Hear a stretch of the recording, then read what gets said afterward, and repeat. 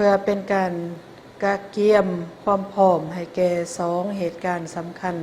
ของสหพันธ์แม่หญิงลาวก็คือแม่หญิงลาวบรรดาเผ่าข้าพเจ้าในนามต่างหน้าให้คณะบริหารงานศูนย์กลางสหพันธ์แม่หญิงลาวขอแจ้งให้บรรดาทานทราบว่าศูนย์กลางสหพันธ์แม่หญิงลาวได้ออกแจ้งการบทแนะนำและขอตกลงแต่งตั้งคณะปิศอบในการติดตามสุขโยการดำเนินงานแต่ละนาวิกอย่างจดจ่อเป็นต้นได้ออกแจ้งการถึงสหพันธ์แม่หญิงบรรดาแขวงกระทรวงนครหลวงในการเฉลิมฉลองวันสร้างตั้งสหพันธ์แม่หญิงลาวครบรอบ70 ปีเพื่อเป็นบอนเองให้แต่ละภาคส่วนหันนำไปจัดตั้งปฏิบัติให้สอดคล้องตามสภาพและเงื่อนไขตัวจริงของแต่ละองค์การและท้องถิ่นให้มีเนื้อในมีความหมายลึกซึ้งติดพันกับการสรุปตีราคา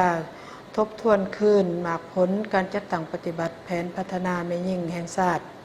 คำขวัญและขอแข่งขันรับประกันการประหยัดมีความสามัคคีเป็นปึกแผ่น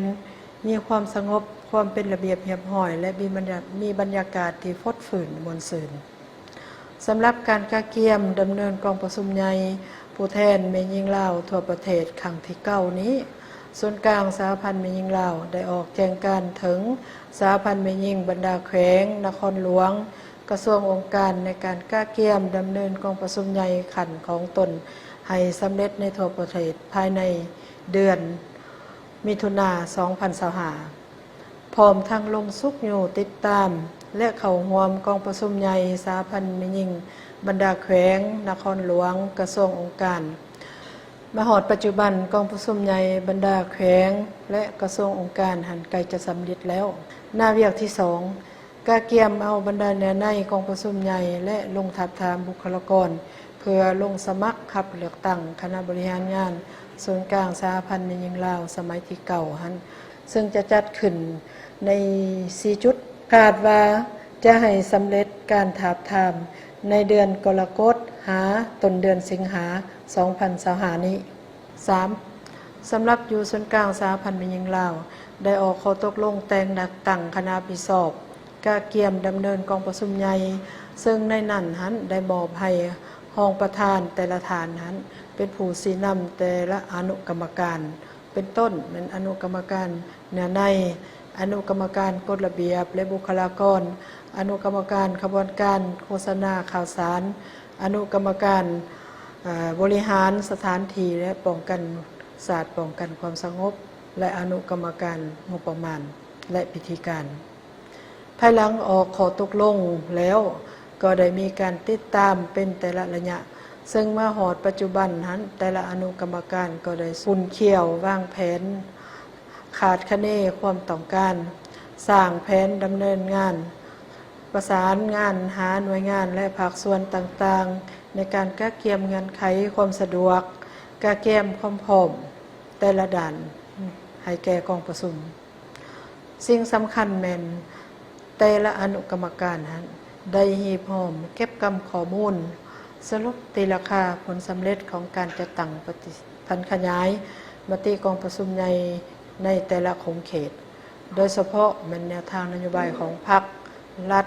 ต่อการพัฒนาแม่หญิงด้วยการประเมินคืนบรรดาขาดไม้และสิ่งท้าทายต่อการบรรลุจุดหมายวิสัยทัศน์ยุทธศาสตร์และทบทวนอย่างละเอียดรอบด้านและมีความรับผิดชอบสูงต่อหมากผลของ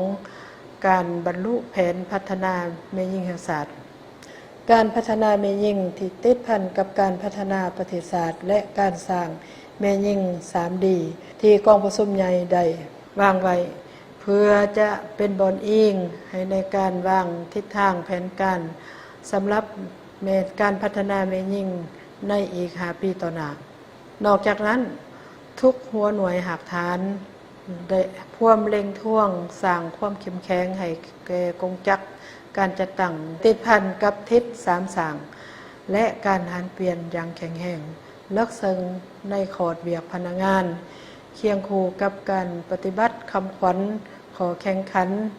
ในภาคส่วนของตนอย่างเป็นขบวนการและมีบรรยากาศที่ดีข้าพเจ้าขอเรียกร้องมายังบรรดาทานการนำสหพันธ์แม่หญิงแต่ละขั้นจงนำเอาแผนการโครงการที่อยู่ในความรับผิดชอบของตนนั้นขอทิศสีนำจากคณะพรรคองค์การปกครองและประสานงานกับภาคส่วนต่างๆในการจัดตั้งปฏิบัติให้ปรากฏผลเป็นจริง